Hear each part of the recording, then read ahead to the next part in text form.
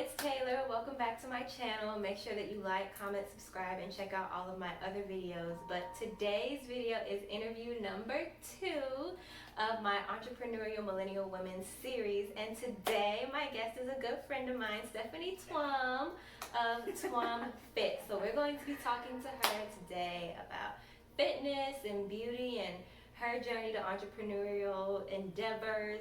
We have our snacks with us. We have some chocolate chip cookies and some blackberries, some wine. We're going to be sipping on a Sauvignon Blanc today, so make sure y'all pour up with us while you enjoy this interview. So, Steph, do you want some wine? Absolutely, and some cookies. I'm a sweet tooth, so yes, excited for this. Thank you. You're welcome. So you guys, in case y'all are wondering, this is a Sauvignon Blanc by Free Reign. Got this from my local Kroger. Ooh. So, we'll see.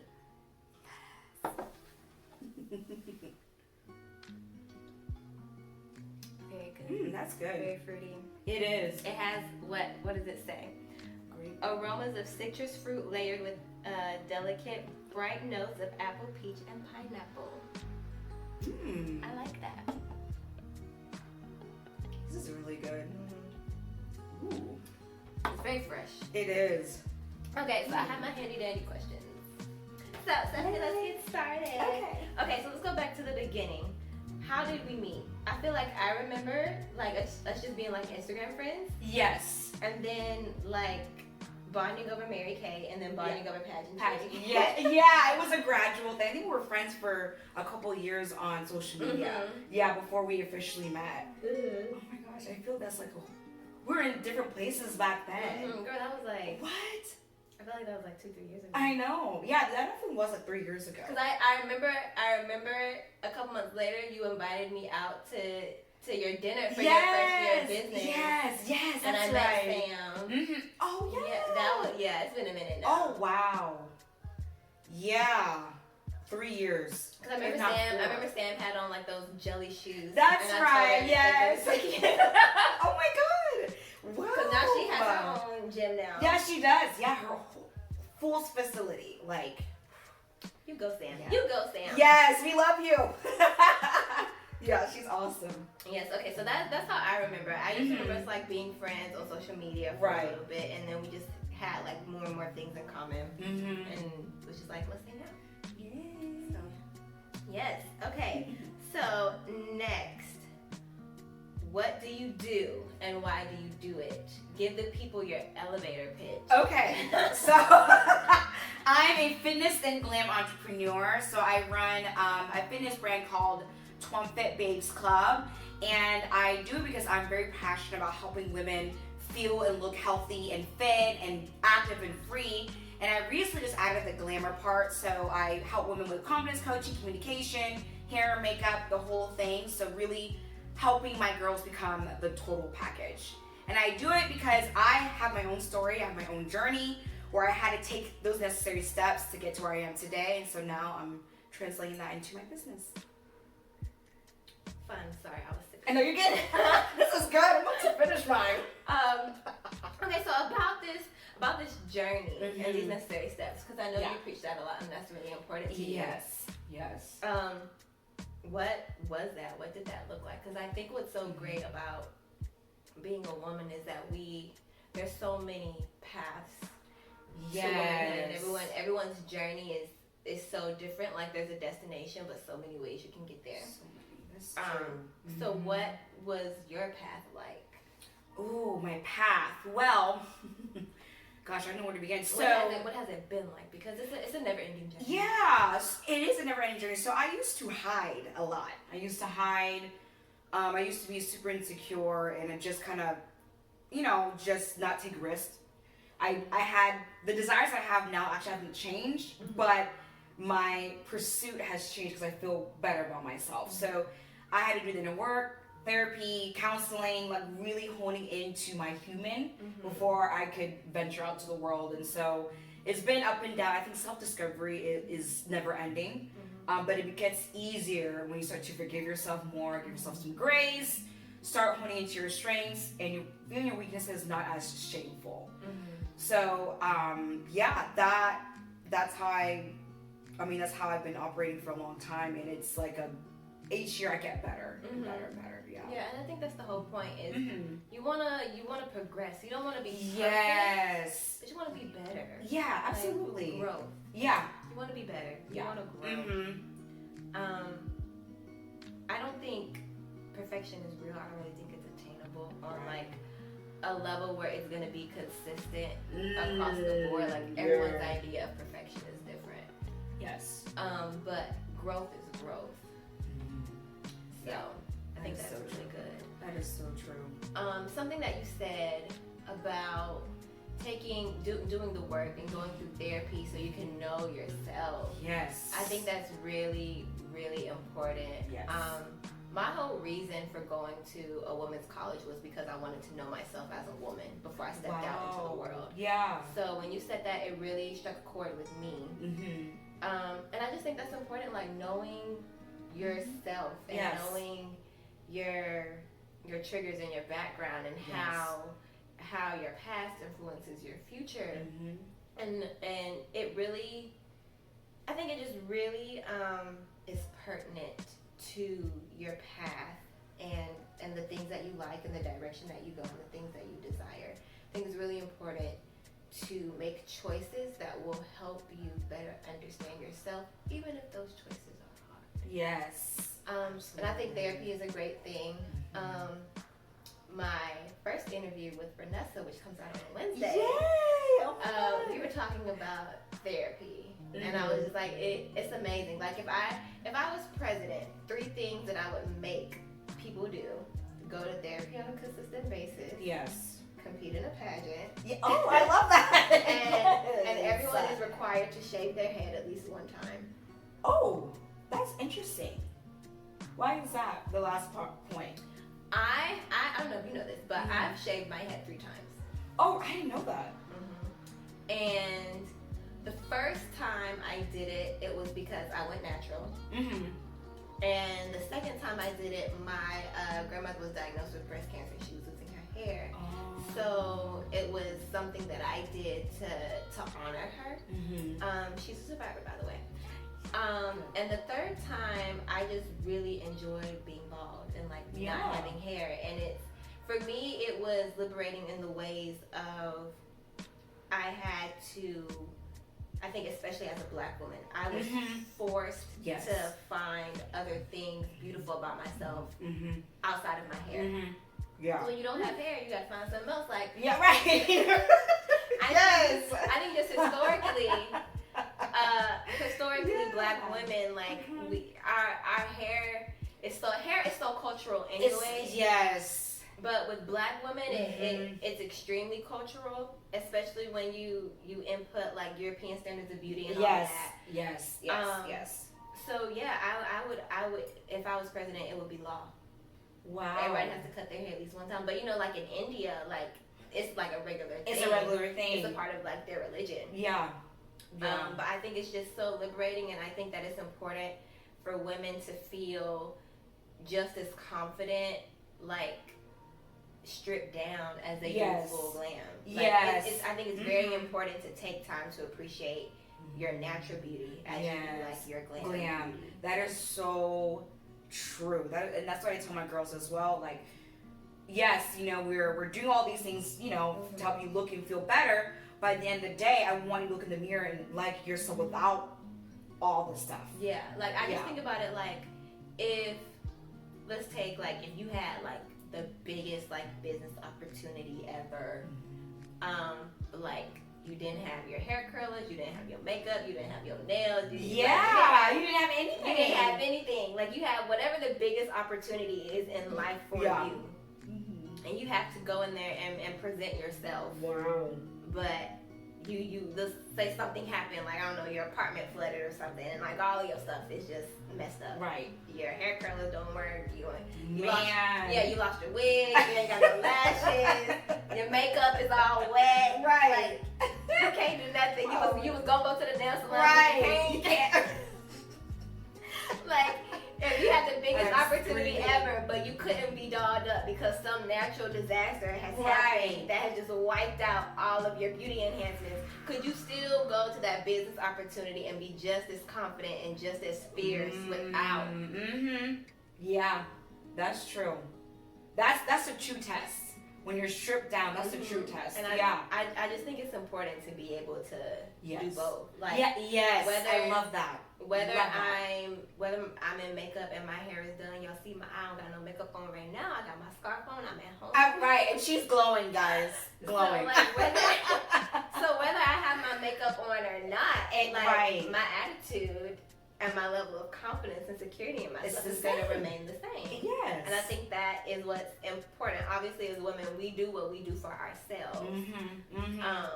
But when it isn't there, you still have to do it for yourself. Yes. It's very important to appreciate your natural as well as your glam. Yes, absolutely.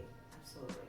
I agree 1000%. I think it's important to, and that boils down to, again, self-love and really loving yourself in all shapes, forms, everything. Love your body, every stage, face, whatever it is, because you are a human and you are you, and that's worth celebrating. Yeah, I think it's very important to learn to love your flaws, and they won't be flaws anymore. Yeah, that is so true. There's no shame. True self-love bears no shame, bears no darkness. Our darkest part of our story, we all have, things that traumatized us, really make us beautiful, because when we share it, we're helping somebody else. So there's no shame in that. Yeah, you're able to leave a brick at the bridge for other people to follow. I love that. And it's so important to share your stories in that way, because you never know who could be dealing with somebody is. You may not know who it is, but somebody out there is always dealing with what you're dealing with, and the experience hits closer to home than what you think it does. So it's important to share and to be transparent in those ways, so that it can help. Like, our life experiences are never for us. It's always, they're for us to learn and to grow. But the main point is that human connection that we all desire. Yes. So, your experience, things that happen to you are happening to you for you to become more of the person that you're supposed to be, but also to contribute to the people behind you. Right. I always say, be a queen for the princesses behind you. I love that. So, I love that. I'm going to say that from now on. That's so true. Because you got to learn it from somewhere. Yeah. Experience is the best teacher. It is. Sometimes it's painful, but the pain, there's a reason behind the pain. And then with time, you realize, the beauty of it. Yes. Okay, so my next question for you, why is your service important? Why is the mission of your business important? Yes. Ooh. I feel like, as women, we are bombarded with what to do, what to say, how to look, how to dress. There's so many mixed messages, but none of those messages address focusing here. So with my services, I always ask my clients before I sign them up, talk about money or anything. I ask them, so how do you feel right now in your journey? Where are you mentally and emotionally? And sometimes they're taken aback. They don't want to say much, which is fine, because it's a loaded question. But I want to let them know that this is not, I'm not trying to just take their money and then, oh, bye. It's more like, we're going to develop you from the inside out through the fitness and the hair and whatever. But we got to focus on the core first. Where are you? How do you feel when we're together? Like, does this exercise make you feel weird? Do you not want your hair like this? Like, I make sure my clients are feeling good in every phase, because when you don't feel good about something, you're less likely to put all your efforts in. So I think my services are unique in that way, where I really try to get to know my clients and make sure that they are feeling how they ought to feel in every phase. Yeah, and I would imagine that that's very vulnerable up front. Yes. And it can be but impressive also. And it's like, okay, I would imagine, for a first time client, someone that you don't have a relationship with prior to. It's like, okay, she's asking me all these vulnerable questions, but vulnerability is usually followed by investment and relationship. Yes. So it seems scary, but also someone wouldn't be asking you those questions if they weren't truly invested in your holistic development as a person. That's so true. Yeah, that's true. Vulnerability is scary because it's a risk, but it makes us stronger.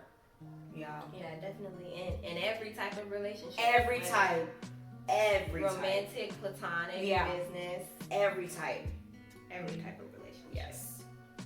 Okay, so my next question, probably my favorite one to ask, is what motivates you to continue on in your business, and what are those moments that really just give you a spark and like set your soul on fire and just make you feel centered and purposeful, like, yes, because of this moment, this is how I know I'm doing what I'm supposed to be doing.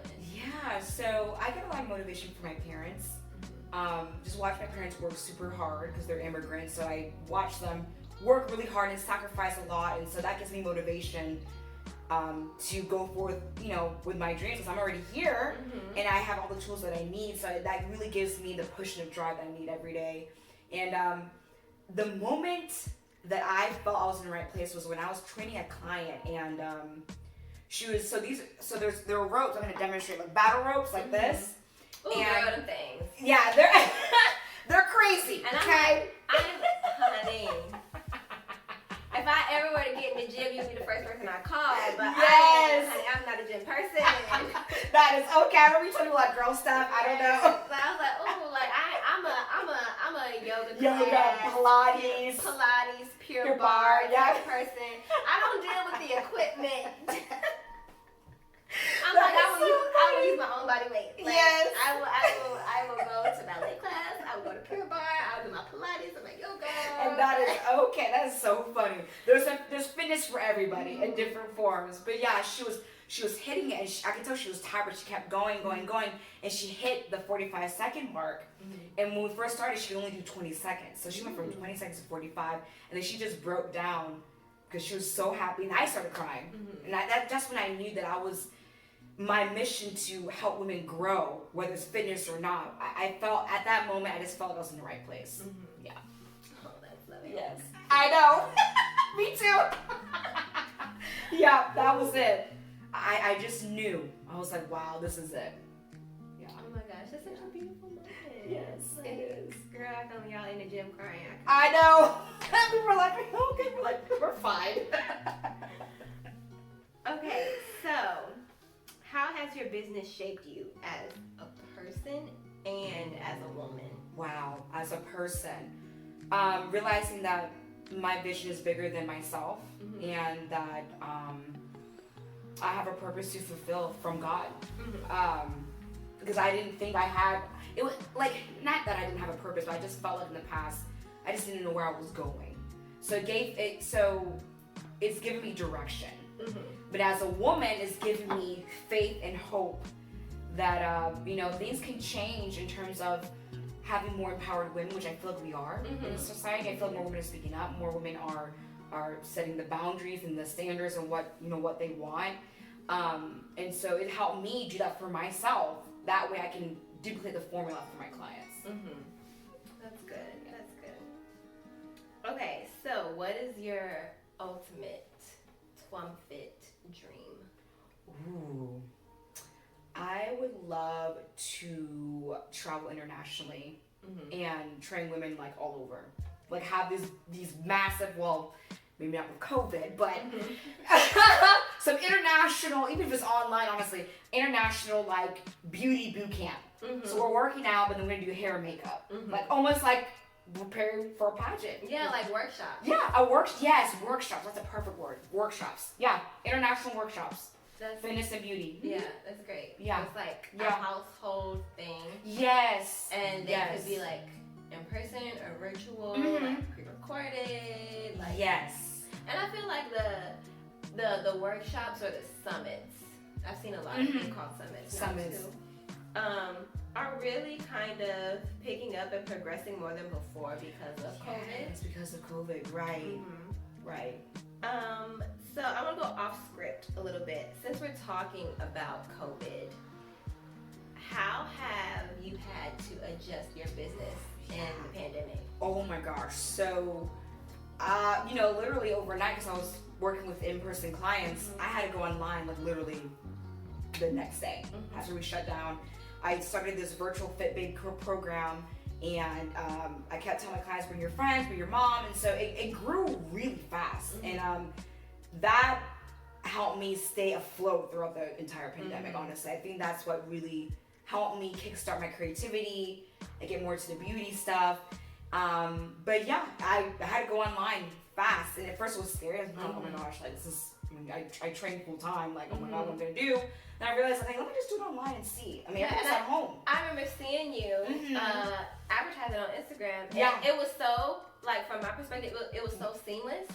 And I was like, wait, was she already planning? I know. I'm telling you. Well, thank you, because I was panicking.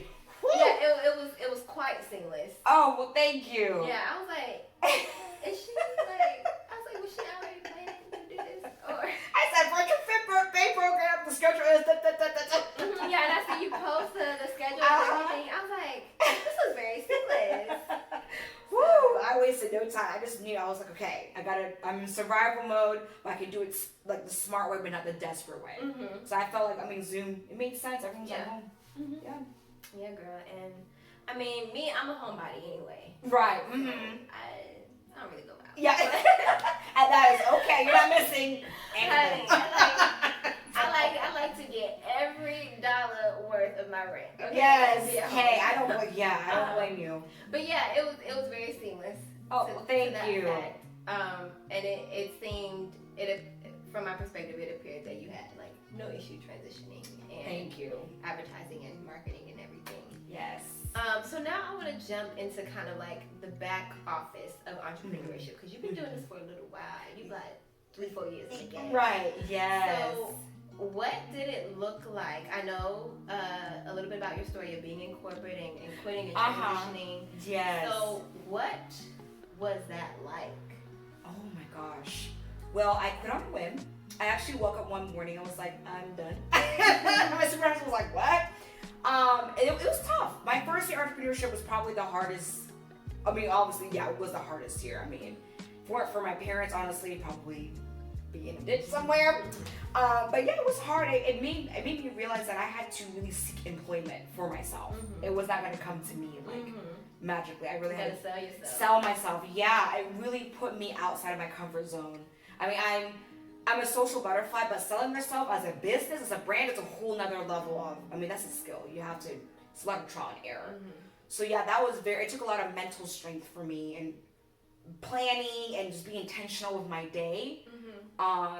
That was my biggest lesson during my first year of entrepreneurship, making connections, making sure I had the right materials for my business, just staying focused, and encouraged, because it's hard.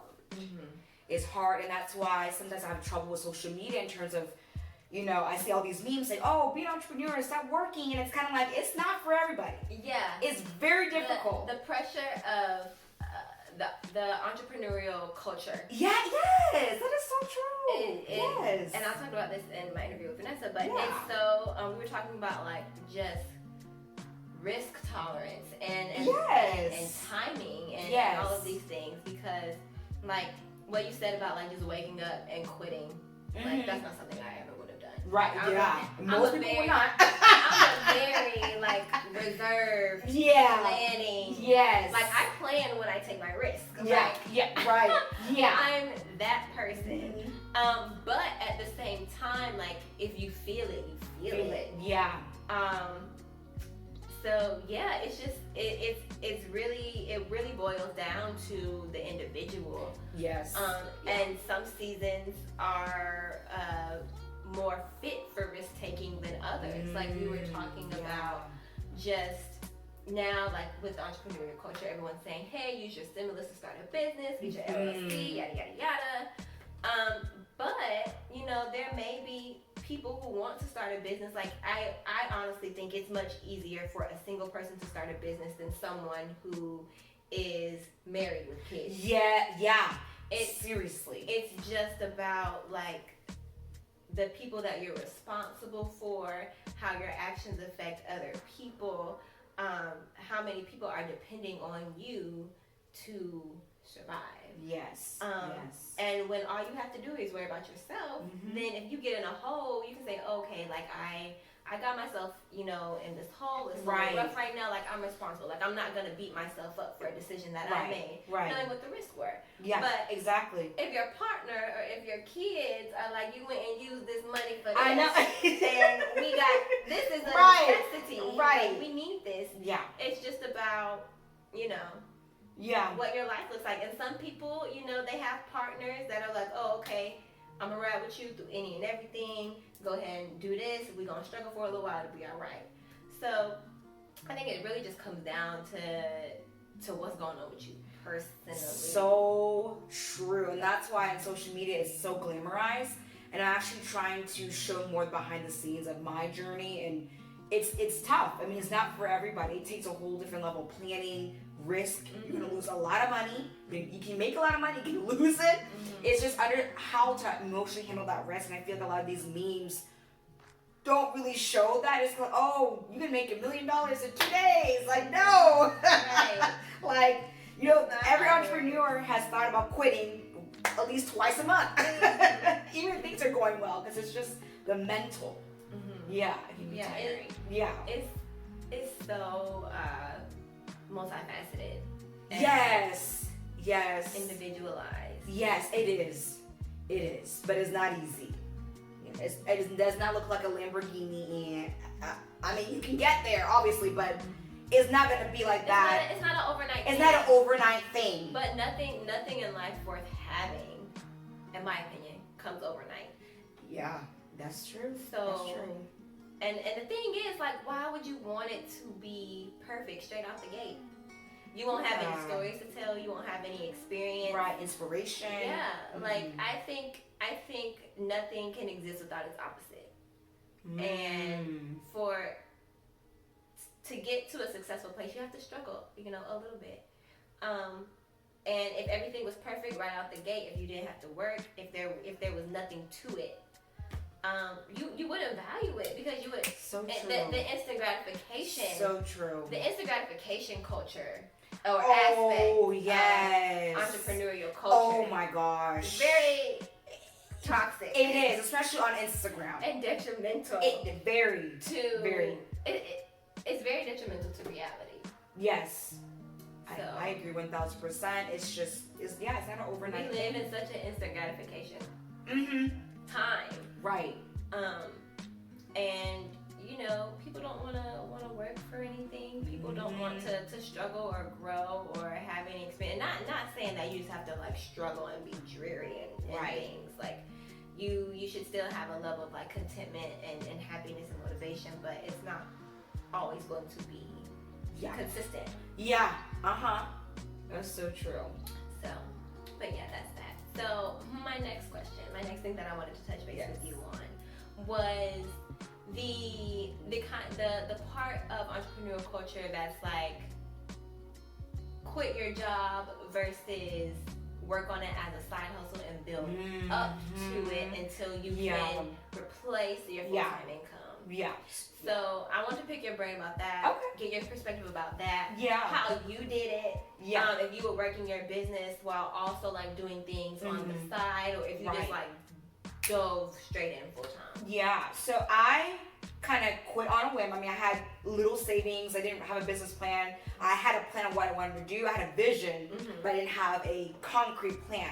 So I actually advise, if you're looking to entrepreneurship, I actually advise everyone to have a plan, because entrepreneurship is stressful enough, and so to not have a plan and then to be stressed about how to find employment, you're gonna put yourself in a deep hole, and you don't have to be there.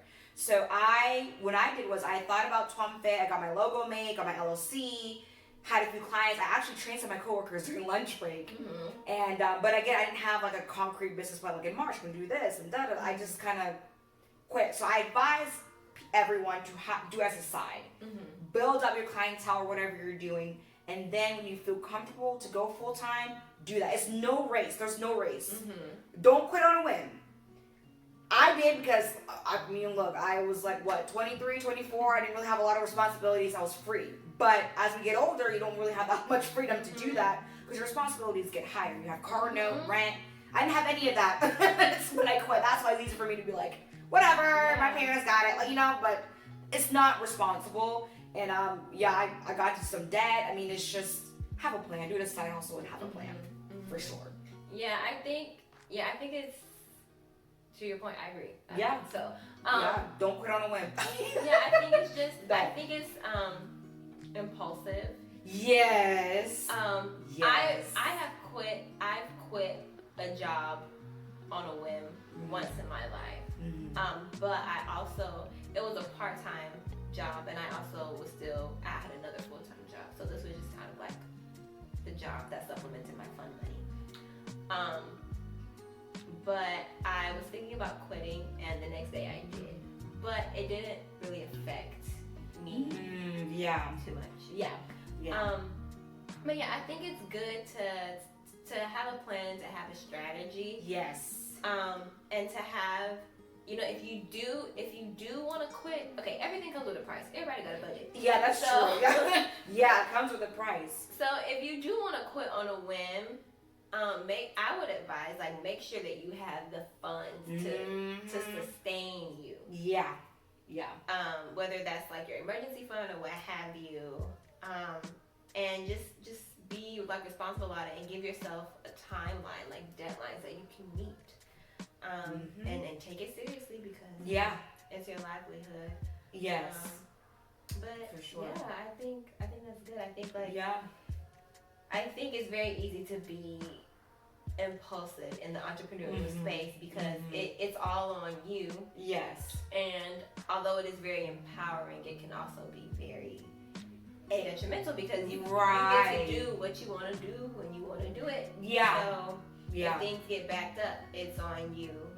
But when things are going good, it's also because of you. Yep. So yeah, I think there's a balance of individual power that has to be recognized. Yes. Oh, I'm an entrepreneur, I can do whatever I want when I want to do it. Right. But the discipline part has to be there too. It has to be. Yeah. Don't wake up at noon kind of thing. I mean, until you are where you want to be. Yeah, that discipline. Wake up early, plan, have a strategy, have a marketing plan, have a business plan. Like, you have to plan. It's all about planning because you have to give yourself some room for guidance. If you just go haphazardly every day, you're going to end up losing a lot of money for no reason and lose opportunities for no reason. I think planning is important. You just can't. I mean, of course, everything goes according to plan, but at least you have something to guide you instead of just like, oh, I wake up, I don't know what I'm doing. Hope I get money by doing nothing. No. Like, that's not gonna work. It's not gonna fall out the sky. No. Gotta do the work. Yes. Okay, so the next thing that I want to ask you, and the first thing that caught my eye about your business upon our meeting is the fitness combined with the glamour. You don't see that a lot with fitness, in the fitness industry. You don't see a lot of super feminine women in the fitness industry. So I wanted to talk to you a little bit about that experience, kind of how influential is that to your identity? Have there been any situations where you feel judged in that space for combining? Have you ever felt the need to fall back or tone it down a little bit? Just the pressures of combining fitness and glamour. Well, where do I begin? So the fitness industry is still to this day male dominated. I mean, there are a lot of women who are in it, who are trainers, who are competing and all that, but there's still a lot more men than women. And I, of course, I'm a super feminine woman. I love the glitz and the glam and the pink and the whatever and the Barbie. That's just me. And I was like, well, I want to stand out. I don't want to have to shield my femininity because I'm in a more so masculine dominated industry. So I combined my personality and with the fitness to encourage women that they can be both. You can be athletic and girly. You can be sexy and fit. You can be whatever you want to be. You don't have to follow what everyone else is following. But I working out of gyms as an independent contractor, I face a lot of judgment. I don't work out like this, but if I'm training, most of the time, if it's not 5 o'clock in the morning, obviously, I look glam. Because that's just my identity, that's just my brand. And I have trainers be like, oh, you're not serious, or like, why do you have lashes on? Like, what are you trying to do? Like, oh, you're just a pageant girl. Like, it's just a lot of judgment because my femininity was so loud. But it's so powerful because people were noticing and taking note, and it encouraged women to feel more comfortable coming to the gym. I mean, women will come into the gym and see me like, oh my gosh, she's so girly, but like, that's cool, And I want women to feel comfortable being feminine no matter where they are. You don't have to be, like everyone else or, fit a stereotype. Just be yourself. And so, yeah, I do face a lot of pressure, but I think it's a good thing, and it makes me more aware of myself and why it's important for me to stick up for myself and to stand with myself and to be myself, no matter what. Good, very nice. Okay, so let's switch gears a little bit because I feel like it's only right if we're talking about the fitness side of things, we're talking about the beauty side of things. Beauty! So, I mean, like, okay, so to your point, like, we see you on Instagram, working out, doing the ropes, girl, and the weights and all that stuff. With the lashes on, like, and with the hair out, and with the pink bodysuit, and all the things, with the matching gloves. Yes. So when you're balancing and when you're just exuding fitness and glamour and beauty, what does that look like how do you maintain that? Like, what does that look like in your everyday life? Like, what is the beauty routine of a glam fitness trainer? Yeah, so if I'm not training super early in the morning, I go to the gym, and then I actually block out time to do my hair and makeup because that's my me time. Like, I don't have my phone near me. I have the TV in the background. I'm doing my makeup. It's almost like giving myself room to be myself and to breathe from working. It's actually, makeup is very therapeutic for me, honestly. I'm like, oh, let me put my lashes and eyeshadow, whatever. I love it. And then if I have more clients during the day, face is still beat, But yeah, I make time for both for myself. I make time for both every day. That's non-negotiable. Because that's what makes me feel good and energized, honestly. When I work out and then when I do my hair and makeup after, it just makes me feel like, hey, I can play both sides. Nice.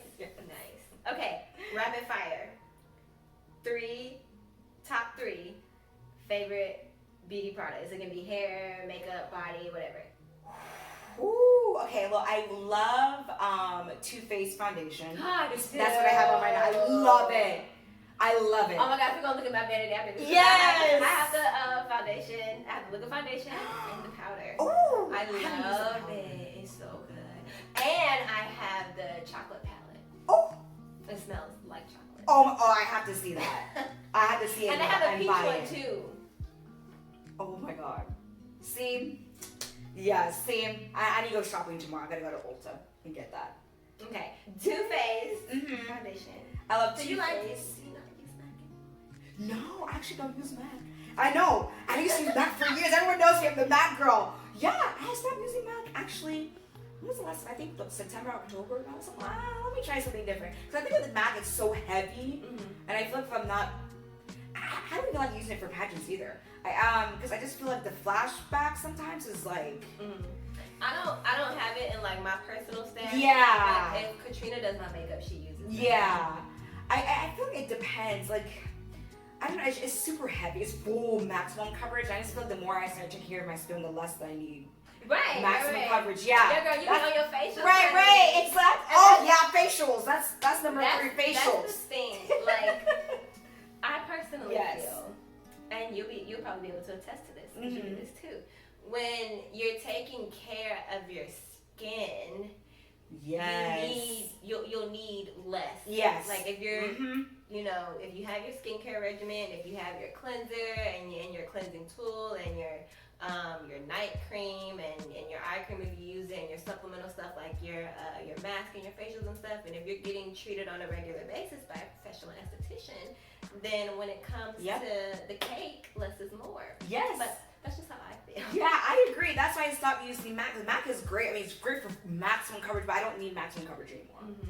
So that's why I went to Too Faced, and it's so light and it's buildable. Mm-hmm. And Yeah. they just with their collaboration with Jackie Aina a few years ago, they just expanded their shade. So I love. Yeah, they did, which I love. Which, yeah, actually, interesting enough. So back in my mind, it's been back in my mind for a while. But I want to start my own cosmetic line eventually, maybe in like 2-3 years. Because I want to build it from scratch. Mm-hmm. I don't want to wholesale. I want to build it from like I want to be in the lab Mm-hmm. and make it. Yeah. So I mean, I love makeup. Yeah, Too Faced is my go-to.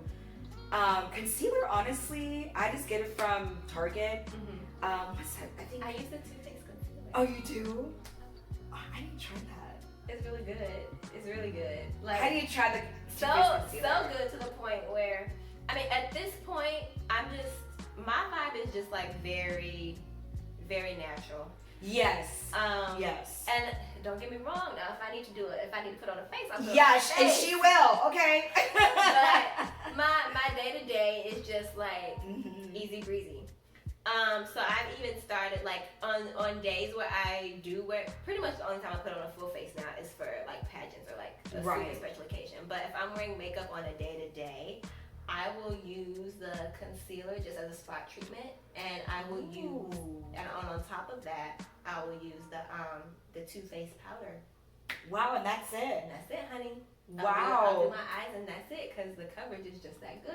And I need to my try skincare that. routine has Yeah, your skin is been like good to me lately. yeah, exactly. So. Yeah, that's why skin is important. Mm-hmm. It's important. The more you take care of your skin, the less coverage you need with makeup. Yeah, but just I don't know what it is, but the Too Faced concealer is bomb. Wow, And I need to try that. it works so well with the powder, and I'm finding as of late I'm more of a powder girl anyway. I just like a little something to take away the shine and just kind of even out everything. Especially with my job, like I'm a nanny, I'm running around with 2-year-olds all day. Like I don't have time for seriously for children to be poking my face and giving me kisses, and right. wearing makeup every day just doesn't work for my lifestyle. But Yeah, I know. I need to try that. we're gonna go there. We're gonna kick Corey out. Okay, product number 3. Whew, that's a hard one. Product number 3. You know what? I still use this. I use the Mary Kay night cream. The night cream is That bomb. it is bomb, y'all. You must wear night cream. The skincare, Yes. the skincare overall is bomb. It's I still bomb. use skincare. Yes. Makeup, I'm a little iffy on. I know. Right. But we need to do some work on the shade. Yeah, they do. But the skincare is pretty good. Yeah, that night cream, I love it. I love The night cream is bomb. Just I will always be a fan of all Mary Kay skincare, but the night cream is bomb. And I think with skincare, it's more important to.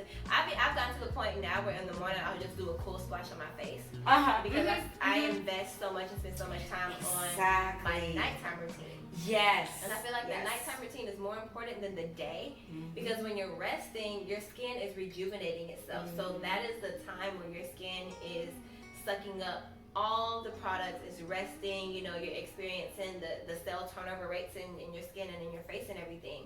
So if you want to see improvement, invest in those nighttime routine products or just use the bulk of your products at night so your skin can soak all of that up while you're sleeping. Yeah, that's true. It's true, y'all. So Night cream, retinol, look, all of it. If you're in your 20s, start using it. Doesn't matter. Don't wait. Use it. And even products that you can use like overnight, like lip mask, moisture mask, all of that stuff, because that's when your skin is soaking up everything. When you're up and active during the day, it's not really making a difference. But when you're sleeping, your body is resting and like rejuvenating, refueling, and it's soaking up everything that you put in. Everything. That's why make sure that nighttime skincare routine. Make sure you're moisturizing at night when you get out of the shower. Right. Please do. Don't go to bed ashy because it's not helping. It's not. You. Go to bed moisturized so your skin can soak up all of that while you're sleeping. Yes. Don't wait until the morning to put lotion on. Do it at night. That reminds me. I think you posted the Neutrogena mask. Mm-hmm. I use it. Oh, It's it's basically amazing. It's basically. Don't tell nobody. Okay. It is basically a dupe for the Mary Kay Biocellulose mask, and that mask. Wow. That mask is bomb, but it's also like $50. It's $50. And I think, and granted, you do get a pack of like 4 or something. The Neutrogena mask is like $2. It's $2. And it works like a charm. I was like, what? And it's split, which I love. So if you don't want to use the whole thing, yes, you can like save the top or the bottom part for later. But it basically does the same thing. Yeah. And I don't know if the biocellulose has it in it, but the Neutrogena has the what is it? The hydro. I can't think of the word right now, but it's a very popular skincare ingredient. It basically just moisturizes. Yeah. It's the name of the mask. Mask. Yeah, it's amazing. But I saw, because I was on whatever the ingredient is at the time. I was on like a big kick of that ingredient. Ah, it's really okay. good. I wish I could remember it. Yeah. But I was getting like serums and everything that had that specific ingredient in it. And I was like, okay, let me try this mask. And I remember the week before I had used the biocellulose, and that week I had used the Neutrogena, and I was like, this is doing the same Yeah, that is exact crazy thing. And to a point, I would even say that the Neutrogena one is better. Like it. Oh wow. My skin retains the moisture way longer. Yeah. So yeah, I don't even use the biocellulose no more. Now I still do use the moisturizing gel mask, Mm-hmm, but I don't use the biocellulose no more. I'll go get the Neutrogena one because it's better in my opinion. That is crazy. It's And literally cheaper. $2. Yeah, it's literally $2, y'all. Like 2. So I wish it's hydro something. I know. I see the blue packaging in my head. Mm-hmm. and I'm Yeah, like, hydrogel something, but it has a specific ingredient Yes. that contributes to that moisturization. Yes. But yeah, girl, I was just like, this is doing the exact same thing, That's and my skin is retaining it. So like, my skin was much plumper and like moisturized for like days on end. Yeah, days on end. That's right. So, Wow. I would tell you. I know. That's so funny. But yeah, I think it's better, and I would like ride or die for Mary Kay skincare, but Right. That That's works. so funny. that one I'm gonna do an exchange on. Yes. But yeah, it's just better to me. Like, and I love that it's a split mask. I know. I love that too. So yeah, because it works as like a treatment. Yes. Because lately, without this wedding planning and whatnot going on. I know. Stressing out. I'm sure that's a lot of work. Yeah, I'm getting like the hormone acne like around the Oh chin. yeah. So I've just been like using the bottom part of the mask down here. Okay. So yeah, I love that it's split. Yes. Yeah, it's better. I'm gonna just say it. It's better. Ooh, try it, guys. So, Yes. But yeah, girl. I mean, like, that's all my questions. Well, this was great. So Yes. we're gonna have it in the description box below, but tell the people verbally where they can like follow you on your social media. Yeah, so you can follow me, my personal / business, Stephanie Twum, my solely business, Twinfit Babes Club, and then if you want glam consulting or glam inspiration, the Glam Starter Kit Instagram, and then my website is www.twinfit.com, and then for the glam, it is theglamstarterkit.com. Fun. Yay. So we will have that on the screen for y'all, and link it down below. Make sure you go down there so you can check out Stephanie, follow her on Instagram, all the things, and make sure that y'all like, comment, and subscribe. And we will see you in the next video. Bye.